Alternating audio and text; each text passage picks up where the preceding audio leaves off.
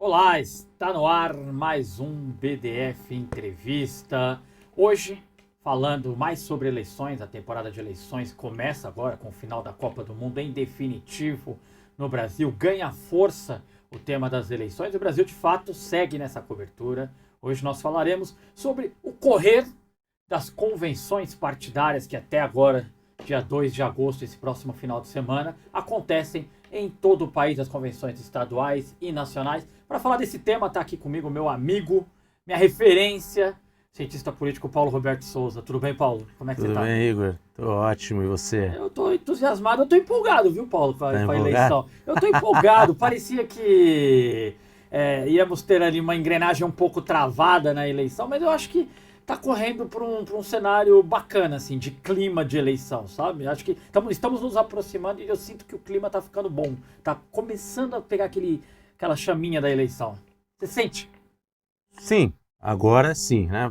Olá a toda a audiência, mas sempre um prazer estar aqui, né? Não cumprimentei todo mundo. Sinto que agora o clima da eleição já chegou, né? Então, as próximas semanas já vão ser muito importantes, a cobertura jornalística já aumentou bastante.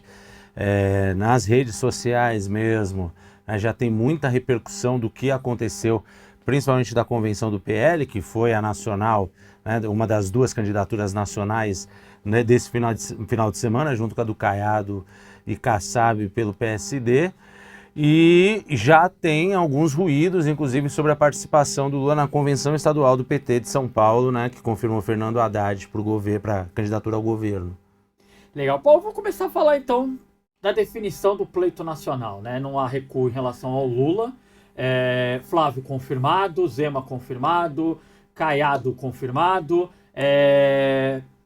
o Renan Santos confirmado. Os principais nomes estão aí, esses cinco devem ser os cinco que vão disputar, não competitivamente, não são as cinco candidaturas competitivas, mas temos uma candidatura afirmada à extrema-direita, Flávio Bolsonaro. Lula consegue aquilo que pleiteava, é a única opção do campo progressista, embora sua candidatura não se coloque como uma candidatura de esquerda, talvez a gente pode até conversar disso em outro momento, mas não é uma candidatura que se coloca programaticamente como uma candidatura de esquerda. E temos ali ao centro e à direita três candidatos dividindo os votos, né? Romeu Zema, ex-governador de Minas Gerais, Ronaldo Caiado, ex-governador de Goiás, e o Renan Santos, do recém-criado Missão, partido do Movimento Brasil Livre, MBL. O que te parece que ficou esse mapa final? Bom, é um mapa um tanto quanto previsível no que diz respeito à nossa configuração hegemônica do campo político brasileiro, né? Na última década, de fato, dá para dizer que a direita e a extrema-direita, mais ainda a extrema-direita, ganhou tração na nossa sociedade, né? Por diversos motivos aí, e as próprias candidaturas da esquerda democrática, as próprias lideranças da direita democrática também já se deslocaram um pouco mais para essas pautas cada vez mais conservadoras, quando não reacionárias. E de fato que nós já temos acompanhado nas últimas 2 décadas, mas mais especificamente na última década, o campo progressista se tornou muito reativo. O campo progressista enfrenta diversos problemas, principalmente no que diz respeito à renovação política, à apresentação de candidaturas, né, para executivo competitivas, e também no que diz respeito a pautar a sociedade, né? Então, nesse sentido, o campo progressista está o quê? Ele está mais reativo. E ele, dentro dessa configuração que o campo da direita foi hegemonizado por uma extrema-direita que tentou dar um golpe de Estado no Brasil, né? Aqueles que se fragmentaram dentro da direita tradicional, da configuração que a gente tinha desde os anos 90 com o PSDB, boa parte deles, inclusive, migrou para esse campo mais próximo da esquerda, que nós podemos chamar de campo progressista democrático. É este campo que a candidatura do Lula está representando. E é um campo tão complexo que a gente, chegando ao final desse governo Lula, tem uma situação em que boa parte dele, alguns dos seus ministros que compunham o executivo, faziam parte de partidos que efetivamente foram oposição ao governo. Mas por ser democrático e por ser um cordão sanitário contra as tentativas cada vez mais explícitas de impeachment por parte dessa extrema-direita deu uma segurança para um governo cada vez mais restrito no que diz respeito à sua capacidade de execução, tanto politicamente quanto financeiramente, porque as emendas PIX aumentaram muito o poder do legislativo e a autonomia desse legislativo em relação ao executivo, consegue, nesse sentido, ganhar um tempo, é muito mais disso que se trata, ganhar um tempo na tentativa de se renovar, de fazer disputas, e aí, quem sabe, num futuro, no médio ou no longo prazo, voltar a ser uma alternativa mais contundente a essa direita que hoje é de fato hegemônica e que se dá o luxo de ter 3 candidaturas mais ou menos competitivas em relação a apenas uma competitiva no campo da esquerda ou no campo progressista. Analisando ainda esse cenário, tem 2 coisas que me chamaram a atenção, né? É curioso que a convenção do PT não era a convenção nacional, era a convenção estadual, mas parecia, né? Porque tinha ali o Fernando Haddad, ministro da Fazenda, você tinha o Lula no palanque, Geraldo Alckmin, vice-presidente. Então tinha o peso equivalente à convenção do PL que acontecia no Pacaembu. A do PT acontecia em Campinas, Pacaembu na zona oeste de São Paulo.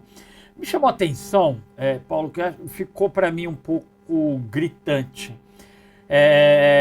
Primeiro, Flávio Bolsonaro vai de fato para a eleição isolado politicamente pelos demais partidos, né? Flávio Bolsonaro chegará com o peso da família e com o peso da linha de frente do bolsonarismo, que sempre foi o que amparou o pai dele.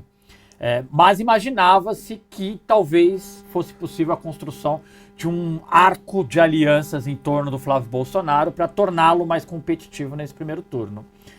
A segunda questão, então eu acho que esse é um primeiro alerta que serve para a campanha do Flávio Bolsonaro para essa eleição. O segundo alerta que me chamou a atenção, assim, o recado que me deixou aí já na convenção petista e olhando quem falou, quem não falou, quem deixou de falar, é o quanto o campo progressista vai para essa eleição absolutamente dependente do carisma e da figura do Lula, né? Então, esses 2 polos, o isolamento do Flávio e esse clima de despedida do Lula, inclusive uma despedida sem apontar ainda para horizontes para o campo progressista, eles podem ser os termômetros do primeiro turno? Acho que eles podem ser o termômetro de toda a nossa configuração político-partidária a nível nacional. E aí, para a gente entender talvez um pouco desse nível nacional, a gente precisa entender também os contextos estaduais. Mas vamos começar com o nacional. Nós temos uma liderança, uma das principais lideranças da democracia no século XXI, né, do mundo democrático, que é o Lula, que no exterior, né, enquanto houve estabilidade democrática, enquanto a democracia se apresentava para a maior parte dos países do mundo, inclusive com grupos dissidentes em países autoritários, como a melhor alternativa, Lula é muito reconhecido, foi cada vez mais, e nesse governo talvez ainda seja mais reconhecido do que quando ele saiu lá em 2010, sim. 2011. Ok. Acontece talvez mais pela necessidade que o mundo tem hoje de símbolos de resistência ao avanço do fascismo, do antidemocrático, né? Sem Talvez dúvida. ele seja mais um símbolo do que efetivamente algo palpável de alguém que no atual governo, na atual função de presidente da República, tenha feito algo para contribuir com esse símbolo, né?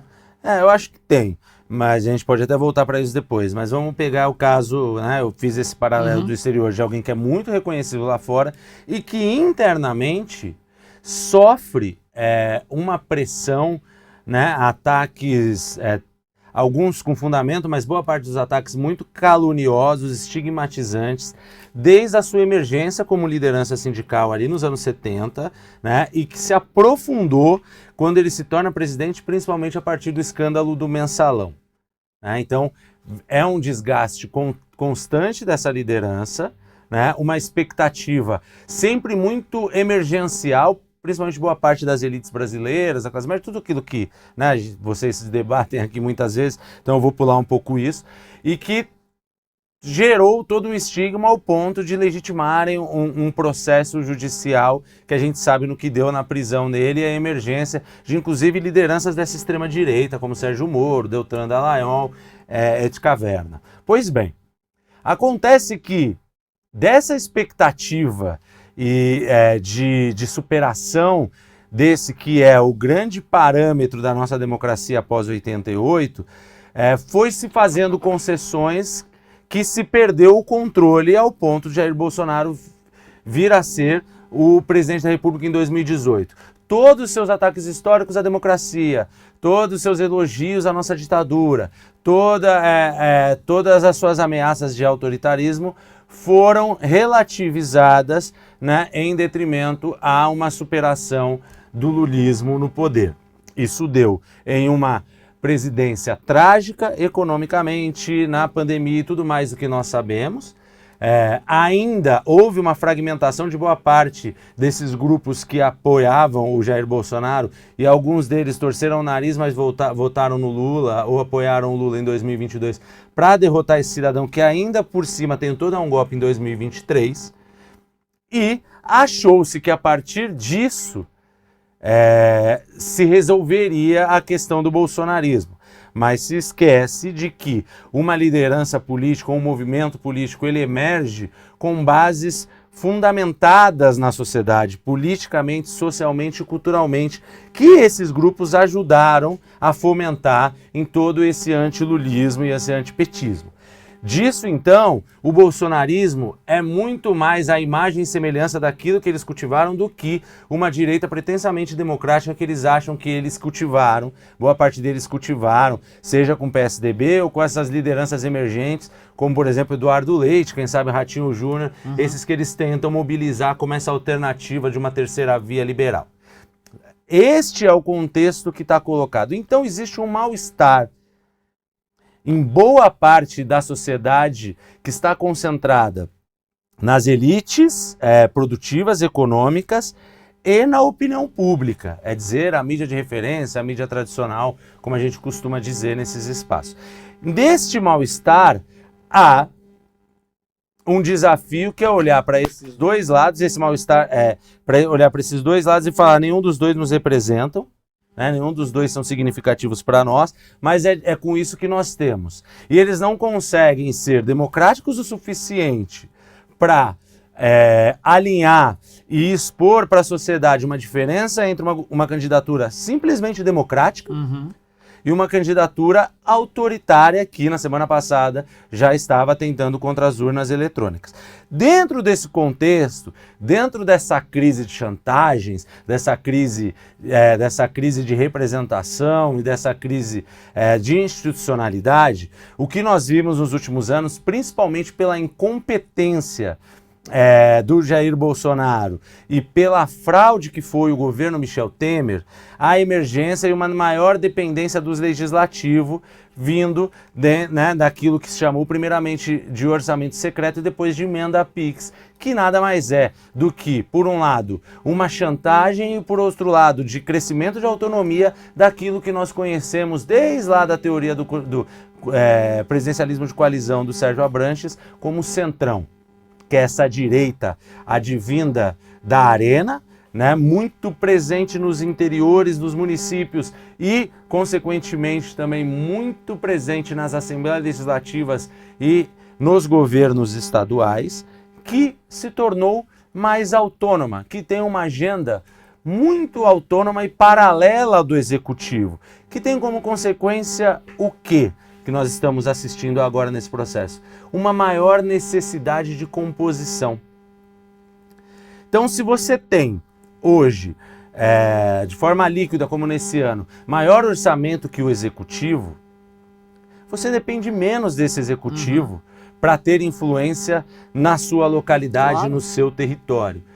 Se você tem menos dependência disso, em um contexto onde a diferença da eleição tudo indica que vai ser no máximo entre 4 pontos percentuais para quem vencer, a saída mais lógica para esses grupos é optar pela pela autonomia. E por que pela neutralidade, como eles chamam? E por que pela neutralidade? Porque eles não vão conseguir disciplinar os seus candidatos a nível estadual à sua expectativa nacional. Esse é o primeiro ponto.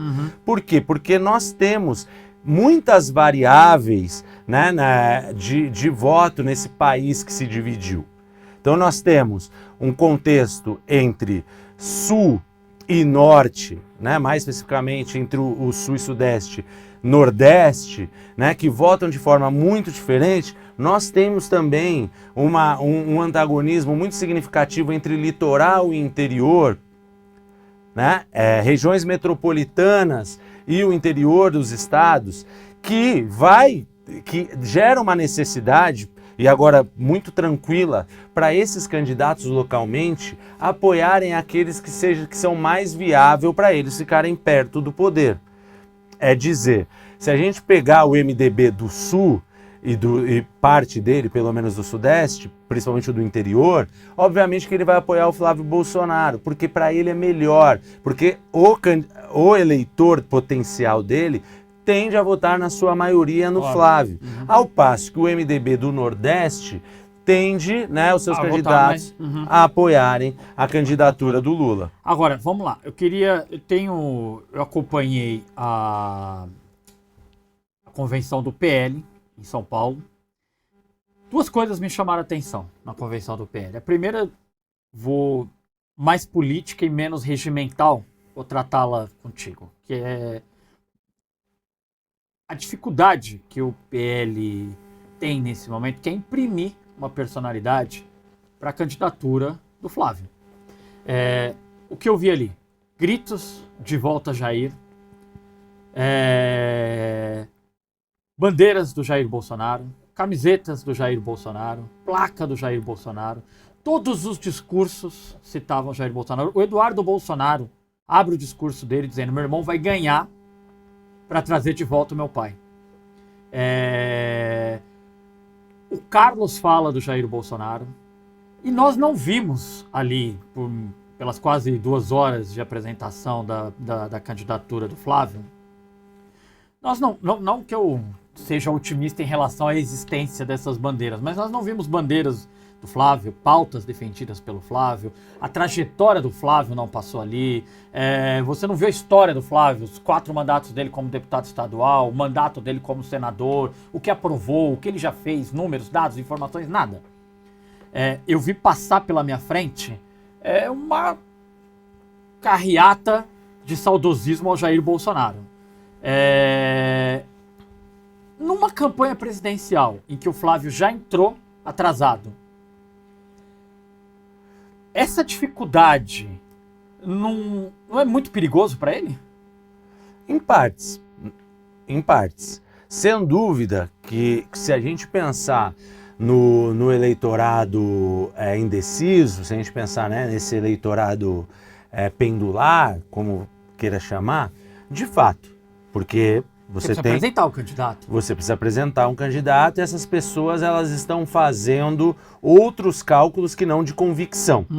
Porque os convictos, à direita e à esquerda, o cara pode já passar estão... um cavalo vestido do jeito que ele quiser e vai votar. 90% é o que dizem em média as pesquisas de intenção de votos, 90% já decidiu o voto, não vai mudar.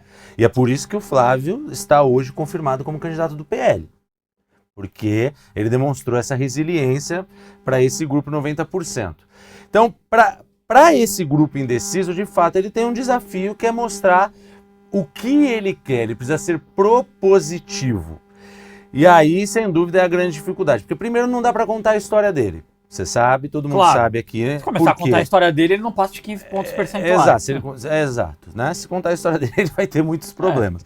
Segundo ponto, que é um ponto muito importante desse processo, é que a extrema-direita contemporânea no Brasil, nos Estados Unidos, onde quer que seja, ela é uma reação não só à esquerda ao perigo do comunismo, é uma reação à democracia, e é uma reação aos ganhos sociais, ganhos de igualdades, e são muitas desigualdades, de redução pelo menos das desigualdades, que as democracias conquistaram nos últimos tempos. É muito mais sobre isso. Porque a crise da democracia, ela não é só um problema para a extrema-direita, para a esquerda também é.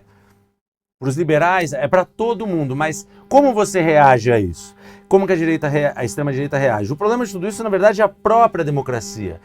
Qual que é a proposição da extrema-direita, de modo geral, no mundo? É, efetivamente, a destruição. Destruição institucional, como o Orbán fez muito bem na Hungria, né? Provavelmente esse governo que entrou, que é quase uma dissidência do governo dele, pode ter dificuldades de governar por causa disso, talvez cair, porque lá é um sistema parlamentarista. É toda a negação e o questionamento dos organismos internacionais, é toda uma negação e questionamento a nível nacional da divisão dos poderes. Não é à toa que, no caso do Brasil, o STF é um grande alvo e todas as ameaças de politização do STF, colocando os terrivelmente evangélicos, mas tentando formar uma maioria no Senado para derrubar quem se quer. Um ataque às políticas universalistas, um ataque a diversas coisas que foram construídas no período democrático, por mais que a gente possa ter a nossas perspectivas aqui de que elas também foram insuficientes, talvez tímidas e tudo mais. Mas o fato é que para eles o que importa é a destruição. Isso, no eleitorado deles, está muito claro, então ele pode falar os absurdos que forem e tudo mais, que não vai ter problema. E aí eu acho que esse, então, para concluir mais uma vez a minha fala prolixa, eu acho que este é o caminho para se prestar atenção na resolução dessa eleição. O caminho de resolução é essa. Tá. É a proposição, é quem vai responder, dar possibilidades de resolução a mais demandas desse grupo pendular. O outro ponto da convenção do PL que eu quero falar contigo primeiro eu ri, mas depois eu fiquei preocupado, que é o surgimento do Jair Bolsonaro numa deepfake, uma inteligência artificial. Ele surge num telão, não sei se todo mundo que nos assiste acompanha, ele surge no telão e fala: "Oi, não sou eu". Essa é uma imagem de inteligência artificial. Eu achei maravilhoso ele surgir no telão e falar: "Oi, não sou eu". Porque, olha, Alexandre de Moraes, STF, TSE, não sou eu, viu? Mas, para além do exótico, para além do pitoresco, é um pouco assustador até onde já há manifestação do TSE de querer regulamentar o uso da deepfake nas eleições desse ano. Mas é um pouco assustador, né, Paulo? A forma como isso foi utilizado e pode ser utilizado durante o processo eleitoral, né? Te preocupa? Preocupa. Mas me preocupa mais... Porque isso foi público, daqui a pouco tá chegando no zap do seu Nelson. Então, me preocupa no sentido de como o TSE vai agir em relação a isso. Né? Então você tem diversas organizações sociais... Quem está no comando do TSE agora, né? Na presidência do TSE, que é o Cássio Nunes Marques. Isso é onde ia chegar. Então tem diversos institutos, organizações sociais, membros da sociedade civil, dentre eles o Democracia em Cheque, que eu trabalho, que se mobilizou para criar parâmetros sobre o uso de inteligência artificial, o uso de deepfake e, de modo geral, a presidência do TSE acatou, se não a totalidade, mas quase a totalidade, né, dessas demandas de regulamentação.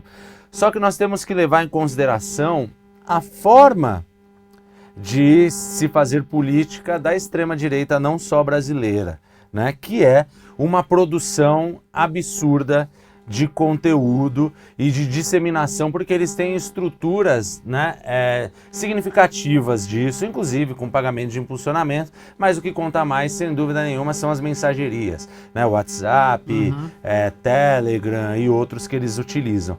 Então, eu sinceramente acho difícil que o próprio TSE, para além das desconfianças que nós temos com o Cássio Nunes Marques, né? Então a gente tem que partir dentro de uma expectativa de confiança de que ele vai tentar controlar isso, mediar de forma republicana, mas é muito difícil que dê conta de tudo isso, porque tudo isso passa por um processo, efetivamente, de denúncia, de protocolo dessa denúncia, de avaliação e aí sim de determinação. Então, assim, para ser bem pragmático, isso vai infestar as redes sociais, principalmente as de mensageria, durante o período eleitoral. É claro que a gente também não pode tratar a questão do efeito, tanto das fake news, antes era fake news e agora já avançou para deepfake, etc., como uma questão de adesão passiva e inconteste. Né? Quanto mais legitimidade e lastro próximo à realidade que se tem, ou às expectativas desse eleitor, mais efeito tem isso. Então você simplesmente jogar coisas de forma aleatória não necessariamente vai fazer as pessoas acreditarem naquilo e tomar decisões, principalmente eleitorais, por causa daquilo. Agora, mudando um pouco o polo da disputa, pensando a campanha de Lula neste momento, né? Lula parece mais confortável, depois de, inclusive, ter sido, foi ultrapassado numericamente, inclusive pela campanha do Flávio Bolsonaro em algumas pesquisas, ali por volta de abril, antes do Intercept vazar a relação do Flávio com o Vorcaro. Aliás, essa pode ser, veja, com tantos escândalos, né, esse pode entrar para a história como o que afundou a candidatura de Flávio Bolsonaro, porque de lá para cá ele não consegue se recuperar e muita dificuldade de estabelecer uma relação próxima com a verdade. Então, se ele fala essa semana que nunca usou uma camisa branca, na semana que vem tem uma imagem do Flávio Bolsonaro usando camisa branca pelo menos 10 vezes na semana. Eu vejo a posição do Lula um pouco confortável, mas é muito perigoso em eleição você jogar confortável, né? O 2-0, que é o placar mais perigoso do futebol, na eleição acho que ele pode funcionar um pouco também. Paulo, há já uma conversei inclusive com alguns petistas na semana passada que falaram para mim que a tendência é essa, de que o Lula, pelo menos até o debate da Globo, ele vá criando semanalmente empecilhos para aparecer nos debates. Não diga publicamente não quero ir, mas você marca o lançamento da sua candidatura no dia do primeiro debate. Então, no dia 16 de agosto, primeiro debate presidencial, o Lula lança no estádio 1º de maio, em São Bernardo do Campo, a sua candidatura, oficialmente, um grande ato que pretende ser um ato emotivo da última campanha de vida do Lula. Exatamente o dia do debate da Band, e o Lula não deve ir ao debate da Band. Neste momento, é um expediente comum. Normalmente quem lidera com alguma folga não vai nos debates. Mas você acha que neste momento, se ausentar do debate, deixar os 4 oponentes batendo nele ali durante 2 horas na Bandeirante é o mais inteligente? Ou você acha que esses 4 oponentes vão se degladiar entre eles? Acho que um pouco de cada, né? Obviamente o Lula vai ser o principal alvo. Mas indo ou não indo, né? Tô contando que ele não vai, né? Ele já está confirmado que ele não vai, então esse é o cenário, e aí eu vou desenrolar sobre isso. Obviamente que o Lula não vai, né? Então nesse contexto ele vai ser o principal alvo, né? E em segundo momento, a tendência é ali alguns questionamentos entre si, né? Então, o que pode significar então esse debate para o contexto da direita? Existe alguma expectativa, né, de alguns determinados setores de que o Caiado, que é o Ciro à direita, né, comparando com 2018, né, possa em algum momento subir o tom para começar a fazer uma disputa de que ele seria a melhor alternativa para o campo da direita, na verdade para o campo antilulista, né, para o campo antilulista, antipetista. Então ali vai ser um bom cenário disso. Por quê? Nós temos uma certeza absoluta que Renan vai bater em todo mundo, que Zema vai bater em todo mundo, e aí o que a gente tem que prestar atenção, porque efetivamente o que está em disputa de determinados grupos olharem para o Flávio, olhar para o Caiado e falar, talvez aqui seja mais interessante apostar. Eu acho que a grande cartada do Caiado, é o momento dele, na trajetória política dele, sabe, Paulo? Porque chegar a esse debate sem o Lula, sendo ele o que o transforma imediatamente num protagonista do debate, porque se o Lula vai, é Lula e Flávio. Sem o Lula, o Caiado tem a oportunidade de ser protagonista do debate e chamar para ele o enfrentamento direto com o Flávio e se colocar como alternativa à direita. Sem dúvida. Desperdiçar me parece Sem dúvida. uma ingenuidade absurda. Sem dúvida. Então, aí eu vou para o segundo ponto. Qual que é a audiência desse debate de modo geral? É uma audiência muito baixa, Sim. é uma audiência muito orientada, porque é basicamente um gozo sobre, né, falar mal do Lula. Então a tendência é que a maior parte do eleitorado seja ali já aqueles que só estão observando quem vai derrotar o Lula, na expectativa deles, e alguns dos indecisos, que podem inclusive decidir, a depender do grau de incivilidade e de circo daquele contexto, inclusive a rejeitar ainda mais aquelas candidaturas. Para a candidatura do Lula, aí é termômetro. Aí, se você faz uma opção dessa, que é uma opção certamente lógica, mas às vezes muito arriscada, pode ser arriscada também dada a diferença de intenção de votos, é você ter um termômetro para acompanhar, para ver se isso efetivamente vai ter algum efeito que leve à necessidade de que você tenha que ir em alguns outros debates antes da Globo, até porque agora vamos combinar também que a gente tem um excesso de debates. E grosso modo vira muito mais favorável e sedutor para os azarões, os underdogs, como foi o Pablo Marçal aqui em São Paulo. A tendência é que beneficie muito o Renan dos Santos, principalmente esses candidatos que têm uma grande habilidade, né, para viralizar em redes sociais. Pode atirar, né? E que pode atirar, porque não tem nada a perder. E dentro desse contexto, acompanhando o desenrolar, se nada mudar nesse processo, no sentido de quem são aqueles grandes dois favoritos, se não ninguém da direita começa a ser competitivo para quem sabe para o segundo turno com o Lula e o Flávio, ou com o Lula no lugar do Flávio, o que a gente pode ter, o que já tem na forma que a opinião pública aborda? Uma antecipação do segundo turno, que mais ou menos já está colocado, mas tem ali ainda algumas pessoas tentando ter uma convicção maior nos seus candidatos nesse momento. A tendência é que esses votos vão migrando no decorrer da campanha. Chegando na última semana, nas 2 últimas semanas, com um cenário mais consolidado como próximo do segundo turno, pode ser que ali naquele contexto, uma aparição ou não do Lula em um debate tão importante como o da Globo, possa resolver a eleição no primeiro turno, mesmo que não estou falando que ele possa ganhar por muito, mas ele possa ganhar com 50,3 e ele é eleito. 3, 4 pontos, 3, 4, no máximo 5 do Lula ganhar no primeiro turno, né? Na média tá 4. Na média tá 4. Na média tá 4. Porque é difícil a gente fazer Nós temos essa aí prospecção, porque tem a alienação eleitoral, né? Claro. Que a gente só flagra no dia da eleição, então não tem como. Então nós temos aí, tem um fantasma do vídeo do Flávio Bolsonaro, né? Que a qualquer momento pode vazar, se é que existe um vídeo e tal. Mas, ainda insistindo nas táticas, me parece que tem uma armadilha colocada pro Flávio, a ausência do Lula no debate. Porque pro Flávio a presença do Lula é confortável.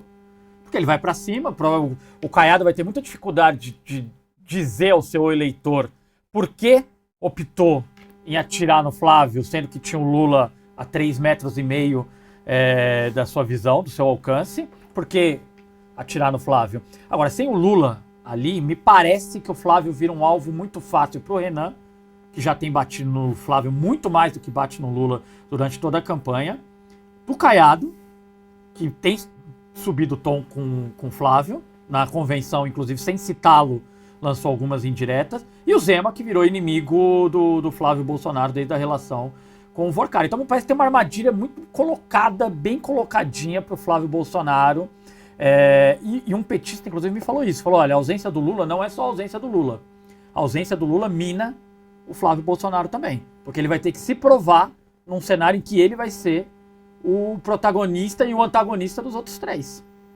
Dá para dizer que é um debate de prévias. Vamos dizer assim, prévias da extrema-direita. Né? É isso. Se tudo desenrolar dessa forma, do Lula não participando, todos esses debates vão funcionar como prévia para ver quem está melhor qualificado, enfim, qualificado nos termos deles. Claro. Quem está melhor qualificado para enfrentar o Lula. É nesse sentido. E aí, claro, obviamente, nesse sentido, aquele que vai ter o maior alvo é quem está na frente, Lógico. muito na frente, que é o Flávio. Uhum. Então, mas isso não necessariamente, porque aí nós temos o que está colocando, o que está colocado ali. Uhum. Se a maioria que vai assistir já é essas pessoas que estão encarando isso como uma prévia, mesmo que não formulem dessa forma, Uhum. esse voto não vai mudar de lado. Então, Não, ele muda o CPF.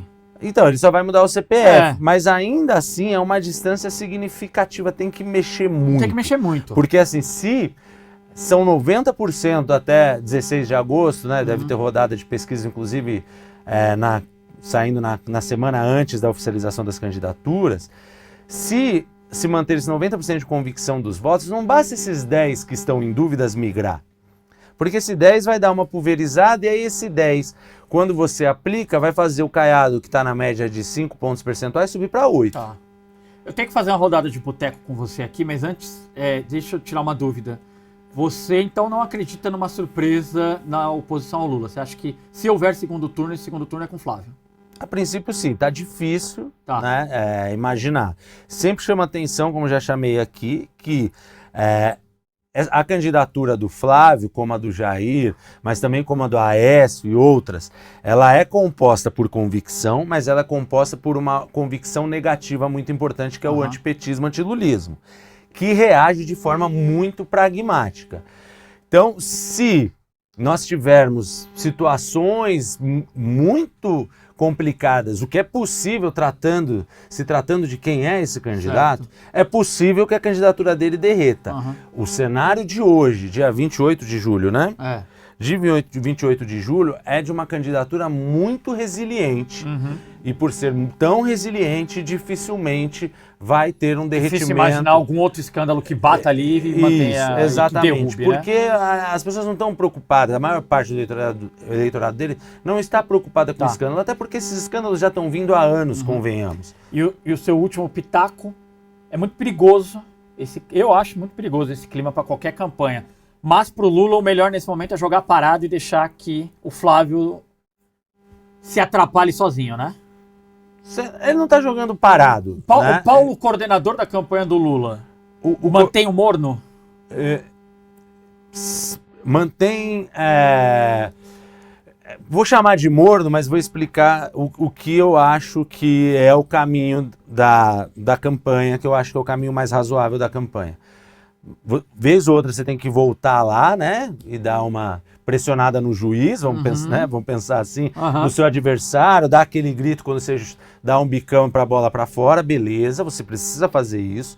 Mas como você tem campo para jogar, aí nesse campo para jogar, você tem que mostrar toda a sua qualidade, tudo aquilo que você tem, né, de jogadas para executar e aí sim fazer gols.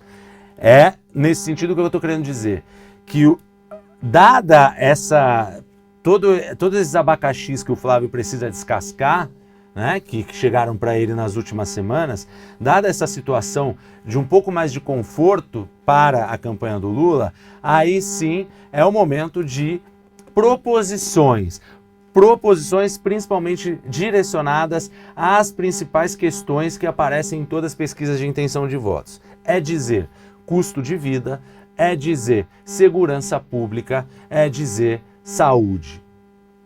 Então você tem uma possibilidade de maiores proposições e é nesse sentido que eu acho que a candidatura do presidente Lula precisa aproveitar essa tranquilidade relativa que vai passar, viu? Não vai ser assim tão tranquila, não. Vou para minha rodada de boteco com você. Ótimo. Eu gosto de fazer rodada de boteco com você, Paulo. São Paulo, Fernando Haddad, Tarcísio, me parece, as pesquisas nos mostram a grande... caminhando para uma vitória que pode ser de primeiro turno do Tarcísio. A grande luta é garantir o palanque pro Lula aqui no segundo turno, certo? Certo. A grande luta nesse momento que se configura é garantir um segundo turno em São Paulo. É muito importante porque isso garante também a manutenção, né, do palanque para o Lula, que é o grande desafio. As pesquisas, né, já começam a indicar que Lula está quase no empate, está praticamente no empate técnico com o Flávio aqui, que era um cenário impensável em diversos outros momentos. Então, nesse sentido, mesmo que sendo o Tarcísio um incumbente, isso pode ajudar aí o Haddad a ir para um segundo turno. E o outro desafio também muito importante nessa candidatura do Fernando Haddad em São Paulo é conseguir uma das vagas para o Senado, já que duas é muito improvável. Difícil. O Derrite deve... O Derrite, ou esqueci o nome do André do do Prado? O André do Prado. Acho o André do Prado pouco provável, mas o Derrite acho que dificilmente perde uma das vagas. O Exato. apelo da Força de Segurança Pública em São Paulo é muito forte hoje em dia. Eu acho que tá complexo do campo ali. Eu acho que é possível que eles só elejam um e que o campo progressista consiga eleger Marina ou Simone. Tá? Mas é isso, tá? Acho que o campo progressista terá uma notícia ruim, que talvez seja Marina Silva fora do Senado, mas deve seguir ministra se Lula ganhar. Mas, enfim, falemos sobre isso ainda durante o ano. Minas vive uma situação que eu não me recordo ter visto, Paulo, mas você que é sabido das coisas pode nos ajudar.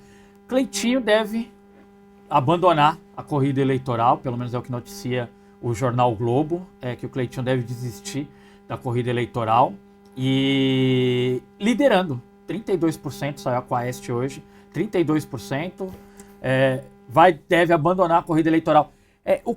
Para quem está em casa agora, como é que a gente pode explicar isso? Falta de... O PL que agora assinou, ele não quer mais. Rompimento com o grupo do Nicolas Ferreira.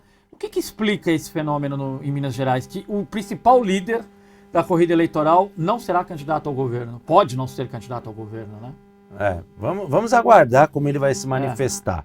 Uma coisa é clara. O Cleitinho não quer ser governador de Minas Gerais. E não só ele. Diversas lideranças aí importantes não querem ser candidato ao governo, parece sob o risco de ganhar. Né? Vale para o ex-presidente do Senado, o Rodrigo Pacheco. O Rodrigo Pacheco, né, que preferiu sair da disputa. Abandonar, né, pendurar o paletó do que ser governador. Porque quem pegar o governo de Minas vai pegar um governo quebrado, estraçalhado pelo Romeu Zema. Né? Apesar da pouca cobertura que se deu às duas gestões de Zema, né? Deveria ser melhor abordada na opinião pública porque são gestões desastrosas. Então ninguém quer pegar. E quem é o Cleitinho nesse contexto, como quem é o Nicolas? São esses políticos tiktokers, né? Instagramers, políticos influenciadores, para dizer o melhor termo, para não fazer propaganda também. São os políticos influenciadores, que são políticos que não necessariamente têm uma expectativa de assumir cargos dessa complexidade, né? Quais são as características dos políticos influenciadores do Brasil de modo geral? Eles são muito mais próximos à ideia de serem azarões. Me parece que o Cleitinho ele já pensa muito mais em ser o azarão das eleições de 2030 do que propriamente em ser o candidato ao governo do estado de Minas. Tenho que encerrar. Albi, Raquel Lira abriu vantagem, saiu a Quaest hoje também, Raquel Lira abriu 7 pontos para o João Campos em Pernambuco. Tá ficando difícil para o queridinho do Lula? Tá ficando difícil e a situação de Pernambuco é muito peculiar para o João Campos conseguir se recuperar. E então, é impressionante o tamanho que pode sair a Raquel Lira dessa campanha, né? Raquel Lira é alguém que, principalmente por estar historicamente ligada ao PSDB e agora ao PSD, a gente nunca prestou atenção, mas ela é uma figura política mais complexa do que esse olhar distanciado que nós temos. Paulo, obrigado. Eu que mais agradeço. Uma vez, aula aqui. Obrigado pela parceria de sempre. E vou falar contigo muitas vezes esse ano ainda. Estou sempre à disposição de vocês. Legal. Tá certo? Fica aqui então mais um BDF Entrevista acompanhando as eleições 2026. Você pode acompanhar a reprise desse programa nas redes sociais do Brasil de Fato, no canal do YouTube do Brasil de Fato, todo dia, na Rede TVT e na Rádio Brasil de Fato 98.9. A gente tem um encontro marcado todo dia com o BDF Entrevista. Até a próxima.